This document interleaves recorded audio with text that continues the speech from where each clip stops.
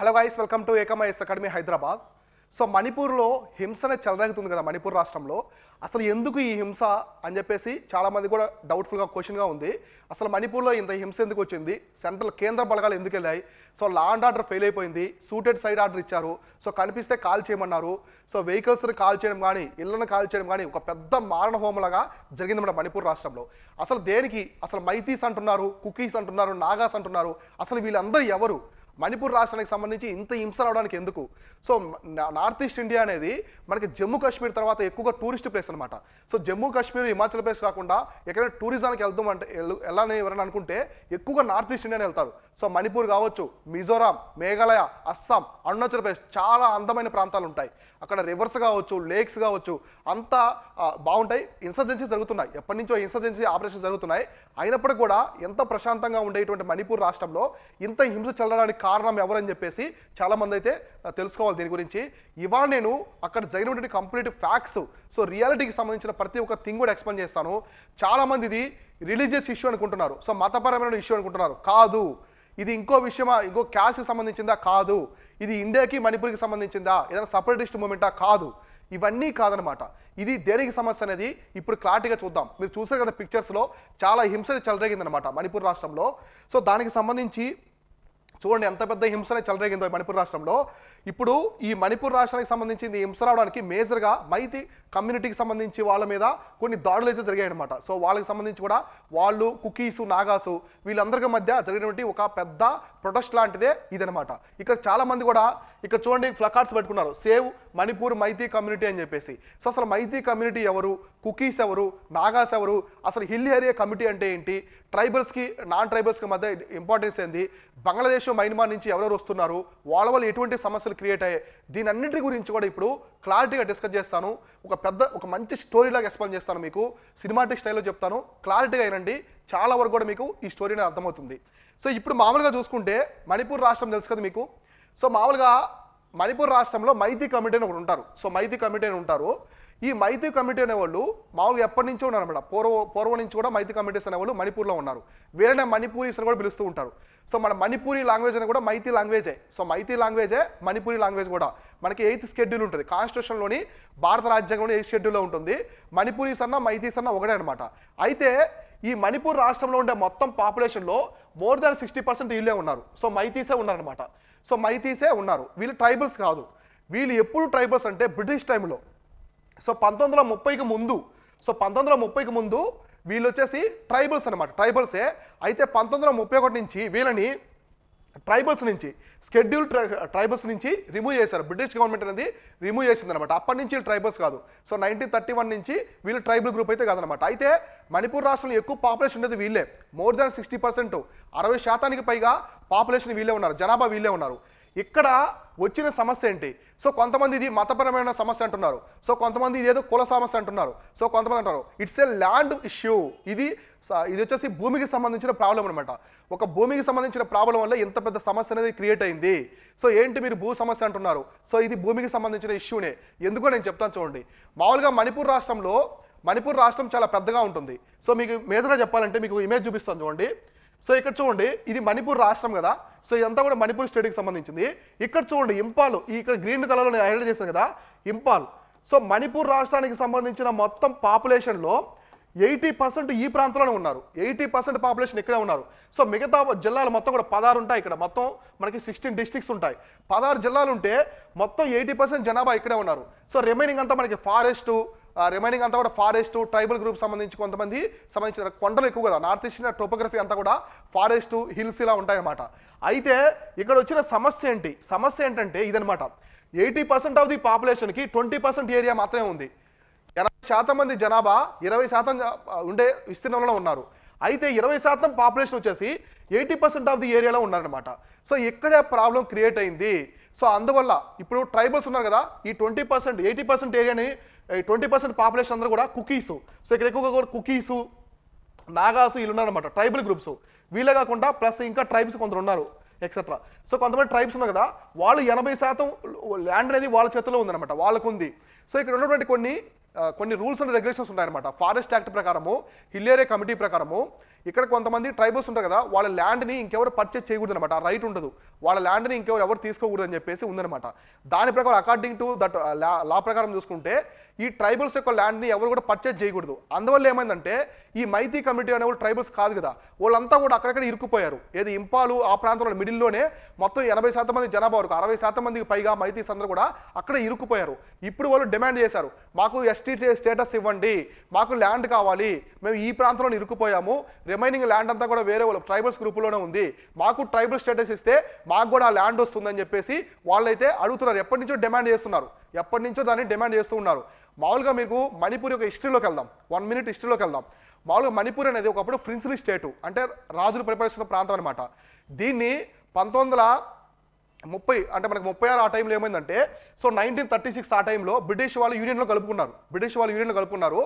తర్వాత 1956లో, సో 1956లో ఇది యూటీ అయింది, ఏది కేంద్రపాలిత ప్రాంతంగా మారింది. 1976 ఆ టైంలో వచ్చేసి కంప్లీట్గా ఇండియాలో, సో 1979 ఆ టైంలో ఇండియాలో అయితే స్టేట్కి అయితే జాయిన్ అయింది అనమాట. అంటే ప్రిన్స్లీ స్టేట్ నుంచి యూటీకి వచ్చి యూటీ నుంచి మళ్ళీ మన భారత యూనియన్లో స్టేట్కి అయితే జాయిన్ అయింది అనమాట. ఇదంతా కూడా హిస్టరీ దీనికి సంబంధించింది. సో మైతీస్ అప్పటి నుంచే ఉన్నారు, కానీ వీళ్ళకి 1931లో ఎస్సీ స్టేటస్ అనేది కోల్పోయారనమాట. ఇప్పుడు వీళ్ళు క్వశ్చన్ చేస్తున్నారు మాకు ఇవ్వండి అని. సో రీసెంట్గా మణిపూర్ హైకోర్టు ఏం చెప్పిందంటే, వీళ్ళకి ఎస్టీ స్టేటస్ ఇవ్వడానికి గవర్నమెంట్ అనేది ఒకసారి ఆలోచించండి అని చెప్పింది, ఇవ్వండి అని చెప్పలేదు. ఇక్కడ ఇదే సమస్య అయింది. ఇక్కడ ఈ కుకీసు నాగాసు మిస్అండర్స్టాండ్ చేసుకోవడం వల్లే ఇంత పెద్ద స్ట్రగుల్ అనేది వచ్చింది, ఇంత పెద్ద మానవ హోమం జరిగింది. సో ఇక్కడ ఏం చెప్పిందంటే, కోర్టు వచ్చేసి ఇవ్వండి అని చెప్పలేదు, ఇవ్వడానికి గవర్నమెంట్ అనేది కొంచెం ముందుకెళ్ళండి అని చెప్పింది, సో ఆలోచించండి అని చెప్పింది. దాన్ని మిగతా ట్రైబల్ కమ్యూనిటీస్ ఉన్నారు కదా, కుకీసు నాగాసు, వీళ్ళు దాన్ని ఎట్లా ఆలోచించారంటే, సెంట్రల్ గవర్నమెంట్ నుంచి వీళ్ళకి స్టేటస్ ఇస్తున్నారని చెప్పేసి వాళ్ళు ఫిక్స్ అయిపోయారు. కోర్టు కూడా ఇవ్వమని చెప్పేసి దాన్ని ఫిక్స్ అయ్యి ఒక పెద్ద మానవ హోమంలాగా సృష్టించారు. హింస అనేది చెలరగిందనమాట. ఇక్కడ ఒక స్టూడెంట్ అసోసియేషన్ ఉంటుంది, ఇందులో ఎక్కువ కుకీసు నాగాసు వీళ్ళు ఉంటారు. వీళ్ళెవరంటే మిగతా ట్రైబల్ అనమాట, ట్రైబల్ పీపుల్, మిగతా ట్రైబల్స్ ఉంటారు కదా. ఇప్పుడు మైతీసీ ట్రైబల్ స్టేటస్ వీళ్ళకి ఏంటి ప్రాబ్లం అంటే, సో ఉద్యోగాలు కావచ్చు, ఇప్పుడు వీళ్ళకి ఎస్సీ స్టేటస్ ఇచ్చారనుకోండి, వీళ్ళు ఎంతమంది ఉన్నారు, మోర్ దాన్ 60% పాపులేషన్ ఉన్నారు. సో మణిపూర్ రాష్ట్రంలో ఉండే మొత్తం 60 మంది ఎమ్మెల్యేలు, సో 60 ఎమ్మెల్యే సీట్స్ ఉంటే ఇందులో 40 మైతీసే ఉన్నారనమాట. సో 40 ఎమ్మెల్యేస్ మైతీ కమ్యూనిటీకి సంబంధించిన వాళ్ళే ఉన్నారు. అసలు మైతీస్ ఎవరంటే వాళ్ళు హిందూస్. ఇందులో 2 రకాలు ఉంటారు, ఒకరు వైష్ణవిజం, సో వైష్ణవిజాన్ని ఫాలో అయ్యే వాళ్ళు హిందూస్లో, ఇంకోటి సనాసి అంటారు. సో సనాసి అని చెప్పేసి ఇంకోటి, సనాపి అని చెప్పేసి ఇంకో మతాన్ని ఫాలో అవుతుంటారు. సో ఈ 2 కూడా హిందూకి సంబంధించిన వాళ్ళ మైతీస్. ఇప్పుడు మీరు మైతీస్కి ఎస్టీ స్టేటస్ ఇచ్చారంటే ఉద్యోగాలు కావచ్చు, ల్యాండ్ విషయంలో కావచ్చు, మొత్తం కూడా మేము కోల్పోతాం అని చెప్పేసి కుకీసు నాగాసు మొత్తం స్టూడెంట్ అసోసియేషన్, మణిపూర్కి సంబంధించిన స్టూడెంట్ అసోసియేషన్ ఉంటారు కదా, వాళ్ళందరూ కూడా ఇటువంటి ప్రొటెస్ట్ అనేది చేశారు. ఈ ప్రొటెస్ట్ ఎలా అయిందంటే ఒక పెద్ద మారణ హోమానికి దారితీసింది. స్టేట్ పోలీసు వాళ్ళు కాలేదు, సెంట్రల్ బలగాలు వచ్చాయి. సెంట్రల్ బలగాలు వచ్చి వాళ్ళని మొత్తం సైలెంట్గా చేద్దామనుకున్నా కూడా వాళ్ళ వల్ల అవ్వలేదన్నమాట. కాబట్టి 144 సెక్షన్ పెట్టారు మొత్తం కూడా స్టేట్ అంతా. అంటే ఒక బీజేపీ రూల్ స్టేటు అయినప్పుడు కూడా వాళ్ళు ప్రెసిడెంట్ రూల్ లాగా తీసుకొచ్చారు అక్కడ. అంటే 355 ఆర్టికల్ తీసుకొచ్చారు. అంటే ఒక హింస మనకి ఒక పెద్ద హింస చెలరేగినప్పుడు ఇంపోజ్ చేస్తారు కదా, అటువంటి లాని తీసుకొచ్చేసి ఫైనల్గా వచ్చేసి వాళ్ళు అదుపు చేయడానికి సూటెడ్ సైట్ ఆర్డర్ అనమాట, కనిపిస్తే కాల్ చేయండి అని చెప్పేసి కూడా చెప్పాడు అనమాట. అటువంటి హింస చెలరేగింది మణిపూర్ రాష్ట్రంలో. ఎందుకంటే ఇది ల్యాండ్ ఇష్యూ, ఇది ఎడ్యుకేషన్ ఎంప్లాయ్మెంట్ కంటే కూడా ఇది ల్యాండ్ ఇష్యూగానే భావించాలి. ఈ మైతీస్ ఏమంటున్నారు, మాకు తక్కువ ప్రాంతంలోనే ల్యాండ్ ఉంది, మాకు పాపులేషన్ ఎక్కువ ఉన్నాం, మాకు ఎస్టీ స్టేటస్ ఇస్తే రిమైనింగ్ ప్రాంతాల్లో మేము కూడా ల్యాండ్ కొనుక్కొని హ్యాపీగా ఉంటామని చెప్పేసి అడుగుతున్నారు. ఇక్కడ వచ్చిన ఇంకొక సమస్య ఏంటంటే, ఇండియాది కాకుండా బంగ్లాదేశ్ నుంచి, మయన్మార్ నుంచి కుకీ చిన్ అని చెప్పేసి ఒక ట్రైబ్ ఉంటారు. వాళ్ళు కూడా ట్రైబల్సే కదా, వాళ్ళు వచ్చేసి ఇక్కడ ల్యాండ్ ఆక్యుపై చేస్తున్నారు. దానివల్ల మళ్ళీ కుకీస్కి నాగాస్కి, ఇండియాలో ఉన్న కుకీస్ నాగాస్ కూడా ప్రాబ్లమ్స్ క్రియేట్ అవుతున్నాయి. అదొక ఫ్రస్ట్రేషన్ ఉంది, మళ్ళీ కుకీస్కి నాగాస్ అదొక ఫ్రస్ట్రేషన్ అయింది బంగ్లాదేశ్ నుంచి, మయన్మార్ నుంచి వచ్చే ట్రైబ్స్ వల్ల. ఇటు మైతీస్ మళ్ళీ ఎస్టీ స్టేటస్ అడుగుతున్నారు. దీనివల్ల ఒక్కసారిగా ఫ్రస్ట్రేట్ అయిపోయారు అనమాట కుకీస్ నాగాస్. వాళ్ళందరూ కూడా ఒక్కసారిగా మొత్తం హింస అనేది చెలరేగింది. ఇది మెయిన్ రీజను మణిపూర్లో జరగడానికి, ల్యాండ్ ఇష్యూ అనమాట. సో ల్యాండ్ ఇష్యూ వల్ల ఇదంతా మణిపూర్ రాష్ట్రంలో జరిగింది. సో నేను చెప్పాను కదా, ఇక్కడ ఓన్లీ ఈ రీజన్లో ఉంటారు, మిగతా రీజన్ అంతా కూడా వేరే ట్రైబల్స్ కమ్యూనిటీ అయితే ఉంటారనమాట ఈ మనకి మణిపూర్లో మేజర్గా. దీని గురించి అయితే సెంట్రల్ గవర్నమెంట్ మొత్తం డిస్కస్ చేస్తుంది, చీఫ్ మినిస్టర్తో, మన హోమ్ మినిస్టర్ మొత్తం డిస్కస్ చేసి బిరేన్ సింగ్తో మణిపూర్ రాష్ట్రానికి. సో ఈ నార్త్ ఈస్ట్ ఇండియాలో వచ్చిన పెద్ద సమస్య ఏంటంటే, ఇక్కడ గవర్నర్స్ అపాయింట్ చేసే గవర్నర్స్ కరెక్ట్గా, అంటే గవర్నర్స్ చాలా ప్రాబ్లం క్రియేట్ చేస్తుంది. So as for of my knowledge, ఇప్పుడు మనకు ఉన్నటువంటి మణిపూర్లో ఉన్న గవర్నర్స్ కావచ్చు, చూడండి వాళ్ళకి నార్త్ ఈస్ట్ ఇండియా మీద ఎలాంటి అవగాహన ఉండదు. సో ఎలాంటి అవగాహన లేదు. మోస్ట్లీ నార్త్ ఈస్ట్ ఇండియా మీద అవగాహన అంటే సో వాళ్ళకి తెలియదని కాదు, ఆ టోపోగ్రఫీ కావచ్చు, అక్కడ కల్చర్ కావచ్చు, అది తెలియదు అనమాట మనకి. ఇప్పుడు తమిళనాడు నుంచి ఒక ప్రాంతం నుంచి తీసుకెళ్లి ఒక పర్సన్ గవర్నర్గా పెట్టారు మణిపూర్ రాష్ట్రంలో, అతనికి ఏం తెలుస్తుంది అక్కడ టోపోగ్రఫీ కావచ్చు అవన్నీ కూడా.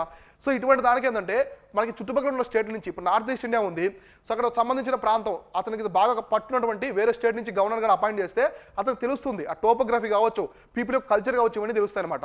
సో అందువల్ల గవర్నర్గా దాటి లాండ్ ఆర్డర్ ప్రాబ్లం అయితే క్రియేట్ అవ్వడానికి ఇది ఒక ప్రాబ్లం. సో గవర్నర్స్ అపాయింట్మెంట్ కూడా ఇది ఒక ఇష్యూగా మనం చెప్పుకోవచ్చు అనమాట. సో కొంచెం ఆ టోపోగ్రఫీ తెలిసిన పర్సన్ అట్లా ఇట్లా ఉన్నారంటే కొంచెం మనకు కూడా పాజిబుల్ అవుతుంది అనమాట అట్లా. కాబట్టి ఇదైతే కంప్లీట్గా మణిపూర్ రాష్ట్రానికి సంబంధించిన ఇష్యూ అంతా కూడా ఏంటంటే ఇదే అనమాట. ఏది ఈ ల్యాండ్కి సంబంధించిన ఇష్యూ వల్లే వాళ్ళు మాకు ఎస్టీ స్టేటస్ కావాలని చెప్పేసి మైతి కమిటీస్ అయితే అడిగారు అనమాట. ఇది దీనికి సంబంధించింది. ఇక్కడ ఎగ్జామినేషన్ పరంగా, కాంపిటేటివ్ ఎగ్జామినేషన్ పరంగా చూసుకోండి, కుకీస్ కావచ్చు, కుకీ మూవ్మెంట్ అని మనకి మోడర్న్ ఇండియన్ హిస్టరీలో కూడా వస్తుంది. తర్వాత నాగాస్కి సంబంధించి కావచ్చు, మైతీకి సంబంధించి అంతా కూడా. సో ఇప్పుడు మైతీస్ ఉంది కదా, మణిపూరి యొక్క స్టేట్ లాంగ్వేజ్ కూడా మైతీసే అనమాట, మైతీ స్క్రిప్టే. మైతీ అనేది ఏంటంటే మణిపూరి లాంగ్వేజ్నే మైతీ అంటారు. సో మైతీనే మణిపూరి లాంగ్వేజ్ అంటారు. ఇది మనకి రాజ్యాంగంలో 8th షెడ్యూల్ ఉంది కదా, 8th షెడ్యూల్లో కూడా ఉందన్నమాట. 22 కాన్స్టిట్యూషన్ లాంగ్వేజెస్ ఉన్నాయి కదా, కాన్స్టిట్యూషన్ రికగ్నైజ్ లాంగ్వేజ్, అందులో ఇది కూడా ఉంది, మణిపూరి కూడా ఉందన్నమాట. సో కాబట్టి ఈ విధంగా అయితే వీళ్ళందరూ కూడా కుకీస్ నాగాసు మైతీస్కి ఎలాంటి పరిస్థితుల్లో కూడా ఎస్టీ స్టేటస్ అనేది ఇవ్వద్దని చెప్పేసి ఇంత హింస అయితే చెలరేగిందనమాట. సో ఇటువంటి జరగడం అనేది దేశానికి ప్రమాదకరం. ఎందుకంటే ఇట్లా మన పీపుల్ని మనమే సూటెడ్ సైట్ ఆర్డర్ ఇవ్వండి జరగకూడదు అనమాట. కాబట్టి దీని మీద హోమ్ మినిస్ట్రీ కూడా ఇమీడియట్గా చర్యలు తీసుకుంటుంది. సో ఈ హింస ఎన్ని కూడా లేకుండా శాంతి భద్రతలు ఉండాలని చెప్పేసి మొత్తం కూడా మన సెంట్రల్ గవర్నమెంట్ కూడా అక్కడ మినిస్ట్రీస్ అందరూ కూడా వెళ్ళి మొత్తం కూడా చేస్తున్నారు. సో కేంద్ర బలగాలను పంపించి ఇక్కడ జరిగింది ఏంటంటే ఈ మణిపూర్కి 2 ద్వారాలే ఉంటాయి, 2 దారులే ఉంటాయి మనకి ల్యాండ్ రూట్స్. ఆ 2 ల్యాండ్ రూట్స్ క్లోజ్ చేశారు. అసలు ఒక మణిపూర్ రాష్ట్రం పీస్ఫుల్గా ఉన్న ఒక స్టేట్లోకి ఒక విమానాలు వెళ్ళి సైనిక బలగాలు వెళ్ళాయంటే ఆలోచించండి ఎంత పెద్ద హింస అనేది అక్కడ చెలరేగిందో. కాబట్టి ఇది ట్రైబల్ స్టేటస్ వస్తుందనే ఉద్దేశంతోనే మైతీస్కి ఈ విధంగా జరిగింది. అంటే వాళ్ళు అండర్స్టాండ్ చేసుకోవడమే ఇక్కడ పెద్ద ప్రాబ్లం అయిందనమాట. కేంద్ర ప్రభుత్వం చెప్పలేదు మేము మైతీస్కి ఎస్సీ స్టేటస్ ఇస్తున్నాం అని చెప్పలేదు. అలానే కోర్టు కూడా ఇవ్వడానికి ప్రయత్నించండి అని చెప్పింది, అంతే తప్ప ఇవ్వండి అని చెప్పలేదు. దాన్ని వాళ్ళు అండర్స్టాండ్ చేసుకొని దీని పరిణామాలు ఎలా ఉంటాయని ముందుగా ఆలోచించుకొని ఆ బంగ్లాదేశ్ మైన్మర్ యొక్క ఫ్రస్ట్రేషన్ వల్ల ఇదంతా జరగడం వల్ల కుకీస్కి నాగాస్కి ప్రెజర్ అయిందనమాట. సో వీళ్ళు వస్తే 50% పాపులేషన్, 60% పాపులేషన్ బట్టి మైతీస్కి ఎస్సీ స్టేటస్ ఇస్తే రేపు ఉద్యోగాలు కావచ్చు, ఎడ్యుకేషన్లో మొత్తం వాళ్ళకే పోతుంది రిజర్వేషన్, మాకేం రాదని చెప్పేసి వాళ్ళు అలా ఆలోచించుకొని ఒక పెద్ద హింసగా అయితే జరిగిందనమాట. ఇదే మణిపూర్ వైలెన్స్కు.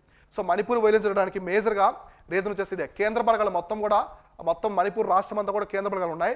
ఇక్కడ మేజర్ 2 ప్రాంతాలు, ఒకటి బిష్ణుపూర్, ఒకటి ఇంకో ప్రాంతము. సో పూర్ణచంద్రపూర్ అని చెప్పేసి ఒక ప్రాంతం ఉంటుంది. ఈ ప్రాంతంలోనే జరుగుతుంది అనమాట ఎక్కువ హింస అనేది, ఇక్కడే జరుగుతుంది. బిష్ణుపూర్ ఈ ప్రాంతంలోనే ఎక్కువ హింస అనేది జరుగుతుంది. సో ఇప్పుడైతే కొంచెం అదుపులో ఉందన్నమాట ఈ మణిపూర్ సంబంధించి.